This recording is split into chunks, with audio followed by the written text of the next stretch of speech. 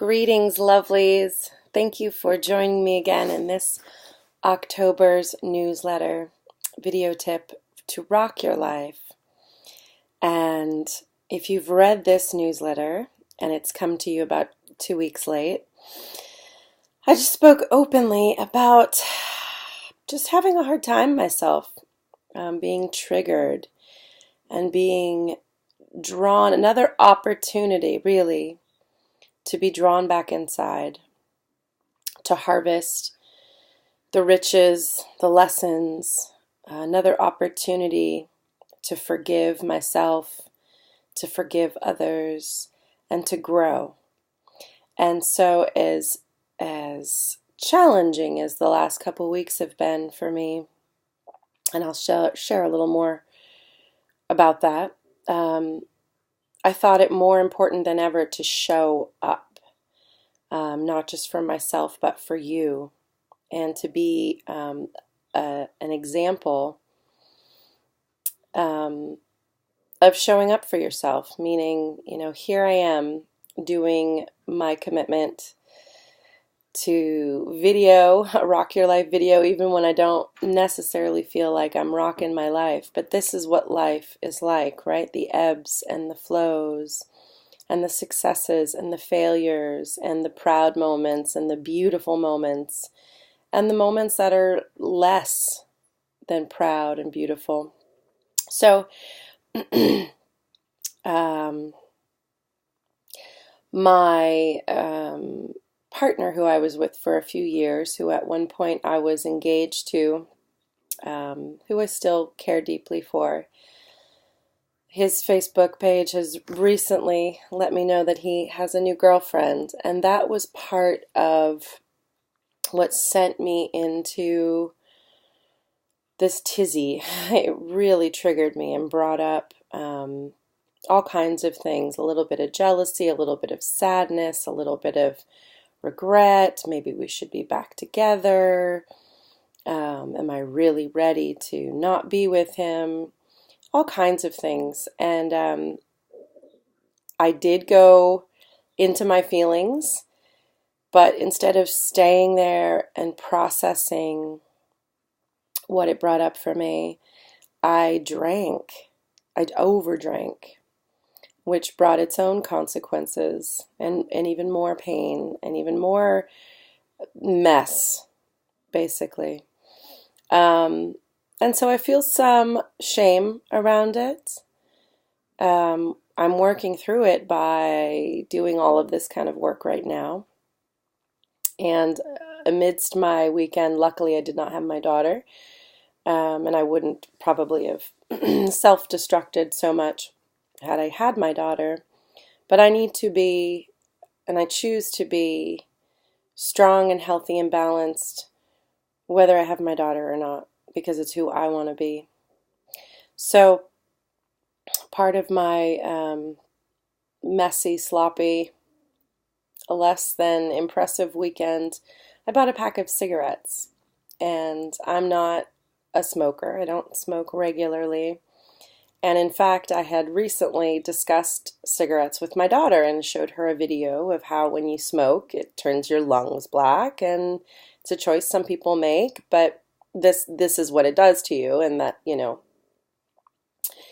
And so of course, of course, I'm smoking a cigarette, hiding it from her, being in my wound and being in my vice and being in my I'm falling apart and I need something. And so my daughter walks outside and busts me. And I look like a big fat hypocrite. And I am. I was.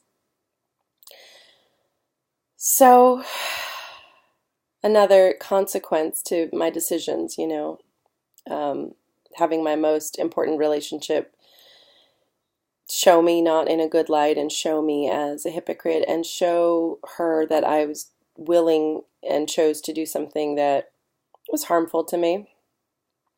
And so the plot thickened for me. Anyway, I fessed up to it. I showed her the remainder of the pack of the cigarettes, and we broke them in half together and threw them in the garbage. And I said, you know, I'm sorry and I'm imperfect, and this isn't an anti-smoking message here.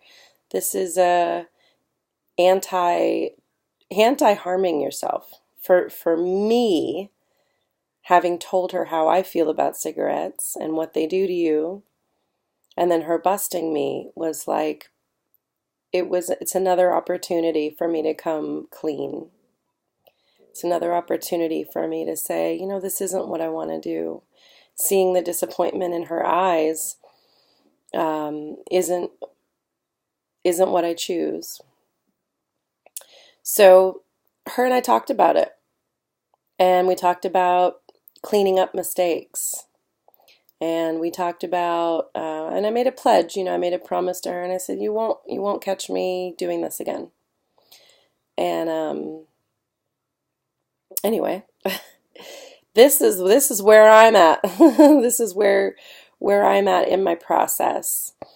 And so I wanted to just kind of share this with you, because what an opportunity, as yucky as it feels, to move towards the light, you know, to show her, to forgive and make things right, whether it's the cigarettes or anything. We have to do this all the time.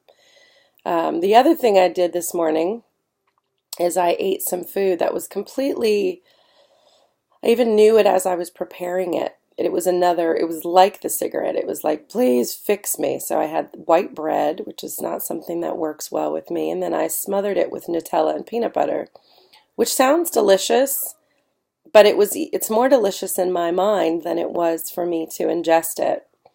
And as I ate it, I already felt guilt, which of course means I'm literally eating my feelings, eating guilt, and making my body and my energy out of this guilt, which is crappy, you know, not the best choice.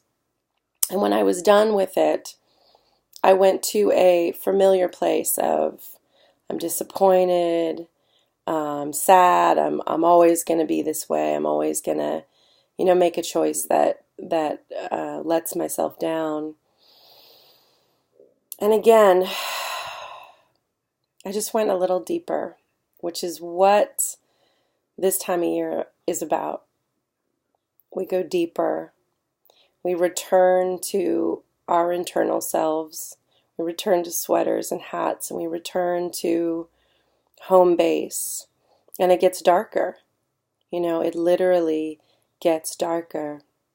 So if, like myself, you are experiencing, you know, a little more of the darkness, I just want to talk about going into that and how to hold on to the light as it gets darker and darker and colder, and how to stay that beacon of shining light through whatever is going on for you, and definitely through my eating foods that are harmful to me, breaking promises. You know, I think in the last video or the video before, I was like, you know, watch me, I'm going to be losing weight. And I've lost a couple of pounds, but I've also, you know, been eating and been partying and been kind of sabotaging that. And so as much as I wanted to not do this video and I want to just hide under my sheets and maybe come out in January, I'm not going to.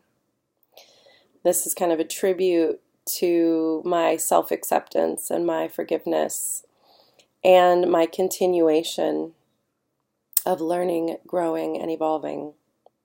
So after I ate my breakfast, which again, you know, 10, 15 years ago would have sent me into a whole binging cycle that could last weeks, months,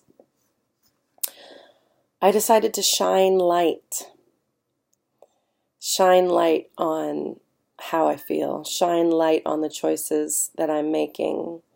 And become my own light through this dark time that I'm having. And become my own light through the fall and through the winter.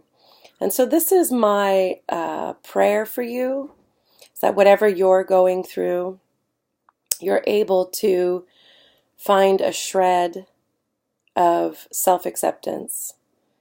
Find a grain of light in this darkness.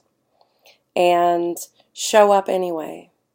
Show up for yourself. Show up for your family, for your community, for your sisters, for your lovers, for the people that you love, for, for everything, for your job. Show up because people still need you. And more importantly, you need yourself. And even if I ate 10 Nutella sandwiches, which thankfully I didn't, I want to be here and I want to continue. And I want to love myself. So hopefully this was, you found some value in this.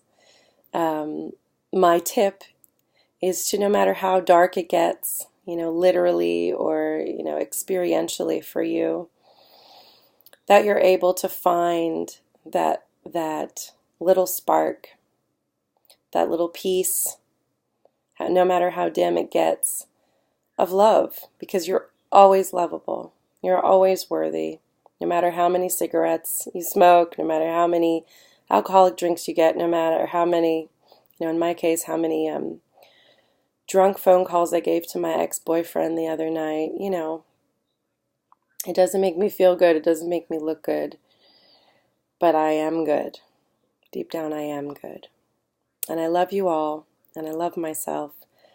And I hope to see you again soon. And I'm looking forward to working my way out of this and letting my light shine brightly and boldly again soon. See you next month.